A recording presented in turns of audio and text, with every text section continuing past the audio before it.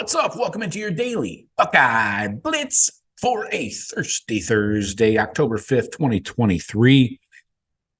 You know me. I'm your host, Joe from the Buckeye Cast, always making weird burping or farting noises into the microphone. Not really. I don't mean to do that. Sometimes it just happens right in the middle of a sentence. Anyway, thanks for joining me. I appreciate you guys.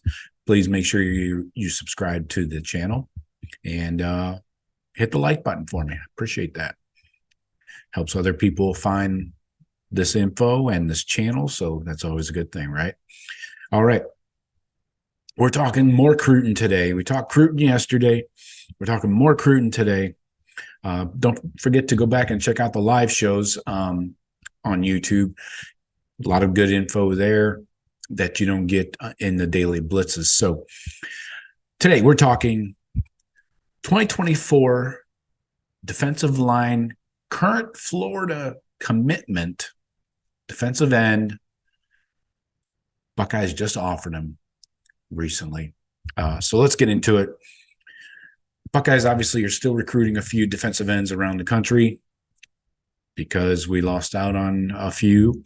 So on Monday this week, North Carolina defensive lineman Amarus Williams announced that he received a scholarship offer from the Buckeyes. He's a current Florida commit, but we need to get him on campus. Got to keep that in mind. Could be a possible visitor for the Penn State game. That's already getting to be a star-studded match, star-studded recruiting night. So let's talk about Amarus here. He's a strong side DN. So picture somebody playing JT's spot mostly. 6'3", 270. He said he's 265. 24/7 has him at 270. Doesn't matter. He's from Clinton. There's an N in there. Clinton, North Carolina. No offense. 4-star. He's a 9.344. Nationally, he's a number 157 in the class, so top 200 dude. D-line, he's a number 21 D-lineman in the class, number 4 player in the state of North Carolina. In 5 games so far this year, he's racked up 19 tackles, 12 TFLs, 4 sacks, a fumble recovery, and a forced fumble. So putting up some numbers there. I like it. He's been committed to Florida since mid-June, and just recently, in the last few months, Larry Johnson has really struck up the relationship and has slowly and steadily built that relationship. You know how Coach Jay does it. That's his style. That's his bag. That's his MO. So don't forget, Larry Johnson is also a North Carolina native originally. Williams is a twitched-up athlete capable of doing a lot of different things. There aren't many defensive end prospects in the country who also can play running back. Yes, he plays running back at 265 or 270, whatever you want to believe. Running back. Yeah. No thanks. In high school. Yikes. Williams says he wants to take an official visit. Hopefully that's for the Penn State game. There needs to be a visit to Ohio State before we can even start talking about flips, So, and spatulas and all that other kitchen utensils. But don't be surprised if that happens sooner than later. This is, again, Larry Johnson's way of doing business. He puts in months of quiet work below low key, and makes it seem like this all happens at once, but it's been building. And then suddenly a kid decommits from a school and commits to the Buckeyes. It has that way of seeming like that. Think about the Justin Scott commitment. We thought he was going to Notre Dame, Miami. All of a sudden, boom, out of nowhere, Buckeye.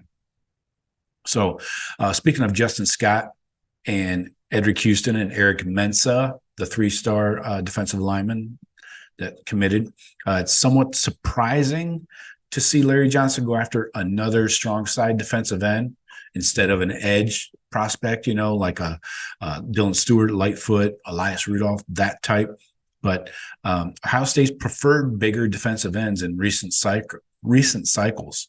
And but they'll push for those edge guys like Lightfoot, Stewart, and Rudolph. So it shows the Buckeyes that They know they need a true edge rusher to complement the strong side prospects they've recruited in recent years. So they're just going to keep bringing in these kind of bigger defensive ends. I mean, it's good against the run at least, right? I mean, there is that. But don't forget, Chase Young played at 265 at Ohio State. So it is possible to still be a dominant pass rusher at that size. So we'll keep you up to date there, see how things progress. Just wanted to slide this little nugget in there. That's what she said. Jeremiah Smith is visiting University of Miami this weekend. Yep, it's all about the U. Nothing to see here. Keep moving. Don't even think about it. I should not have brought it up. I'm sorry. Brian Hartline is still the offensive coordinator and wide receiver coach at The Ohio State, and Ryan Day is still the head coach. So nothing to worry about. Keep moving. Okay, so let's talk 2025, class of 25. Got one commitment so far. That's quarterback Tavian St. Clair from nearby Bellefontaine. But we have possible defensive player visiting. He's visiting Ohio State, and a commitment date soon to follow. 2025 Maryland defensive back Blake Woodby, also goes by Bobby, visiting this Saturday for the Maryland game. He's 5'11", 180. He's out of St. Francis Academy in Baltimore, big-time national high school. He is a high 4-star. He's a 9'6", 4'7". Nationally, he's ranked number 79, number 9 corner in the class, number 4 player in Maryland in the 25 class. So he was offered by the Buckeyes last December. So this visit, this Saturday, will be his 3rd visit to Ohio State. And then he intends on making a commitment on October 14th. So just, a week later. So originally Woodby was planning to be at the October 21st game against Penn State, but that's been moved up, and it was moved up because of his commitment date. The other finalists in his top 5 are Oregon, Tennessee, Alabama, and Clemson. So heavy hitters there, no doubt. Buckeyes are in a really good spot with a number of 2025 defensive backs. So this class is loaded. His commitment is being watched very closely by these other defensive backs too. Buckeyes, you could say, are in the lead, kind of, for corner Devin Sanchez out of Texas, and Mark Zachary out of Indiana. Then you got the safeties. Most likely these guys are safeties. Dorian Brew, who just moved from Ohio to Texas, the Houston area. He's good buddies with Devin Sanchez. So imagine that defense. Sanchez and Brew. You're not doing shit through the air, man.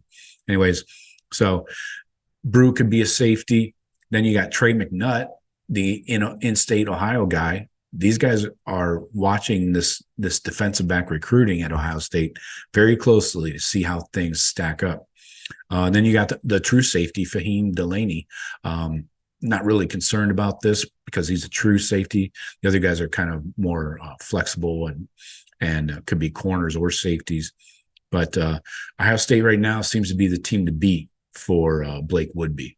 So Woodby had this to say, quote, "I was a big Miami fan when I was younger, but as I started to understand football and the position I wanted to play, I realized Ohio State is DBU. I want to play at the next level, and I want to watch the next level. I wanted to watch the best, and they produced the best." He also said, just growing up watching Ohio State, seeing all the guys they produce in the league as far as cornerbacks go, it's just an ultimate level I want to reach one day. It means the world. Okay. So look for that. That'd be a nice boom to have October 14th. Quickly, I want to give you the current list of guys that are coming for the Penn State game. I'm not sure if Blake Woodby is still going to come for that. I kind of doubt it, but we'll see. Right now, you got the 2024, all the South Florida kids here. Wide receivers, Chance Robinson, current Miami commit. Jeremiah Smith, current Buckeye commit. Josiah Trader, JoJo Trader, current Miami commit. Defensive end, Marquise Lightfoot, current Miami commit, also taker of bags. Then you got 2025 Ohio quarterback Tavian St. Clair. He pencil him in. Actually, you could put him in Sharpie for every Ohio State home game. Then you got 2025 Florida wide receiver Nashawn Montgomery. He'll be there. 2025 California linebacker Noah McHale. 2025 Georgia defensive back Devin Williams. And then another Devin, 2025 Texas corner Devin Sanchez I referenced earlier. So huge list. That's definitely going to keep growing, I would imagine. That's what she said for the Penn State game. So that's October 21st. So keep that in mind, and we'll keep you up to date as this list extends. Yes, that's what she said. All right. That's all I got for you today. Tomorrow, 5 keys to a Buckeye victory on a football Friday. All right. Talk to you later. Go Bucks.